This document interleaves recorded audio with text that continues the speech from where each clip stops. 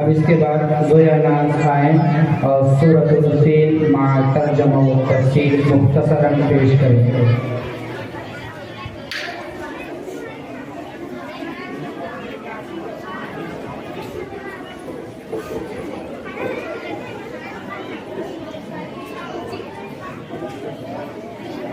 السلام علیکم ورحمۃ اللہ وبرکاتہ.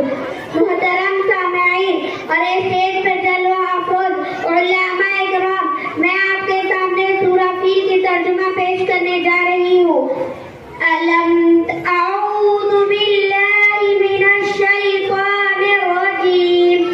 بسم اللہ الرحمن الرحیم. الم تر کیف فعل ربک بأصحاب الفیل. کیا آپ نے نہیں دیکھا کہ آپ کے رب نے ہاتھی والوں کے ساتھ کیا معاملہ کیا؟ الم یجعل کیدہم فی تضلیل. کیا اس نے ان لوگوں کی ساری چالیں بیکار نہیں کر دی؟ وارسل علیہم طیرا ابابیل. اور ان پر جھنڈ کے جھنڈ پرندے بھیجے. ترمیہم بحجارۃ من سجیل. جو ان پر پکی مٹی کے پتھر پھینک رہے تھے. وارسل علیہم طیرا ابابیل. جو ان پر پتھر کی مٹی پھینک رہے تھے.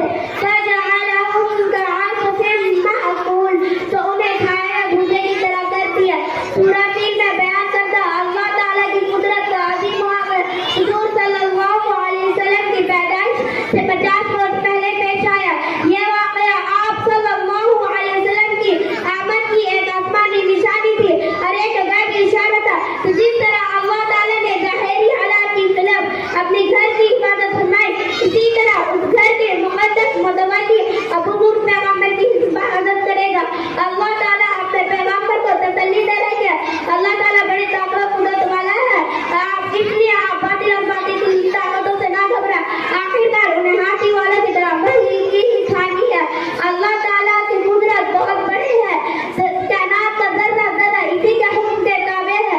اللہ تعالیٰ چھوٹی چھوٹی چیزوں سے بہت بڑے بڑے کام لینے پر قادر ہے. اللہ کے دین اور اس کے گھر کے بارے میں برا برباد کرنے کی کوشش کرنے والا اللہ کی نظر میں سب سے زیادہ محبوب اور ناپسندیدہ ہے. اللہ کے دین اور اس کے گھر کے بارے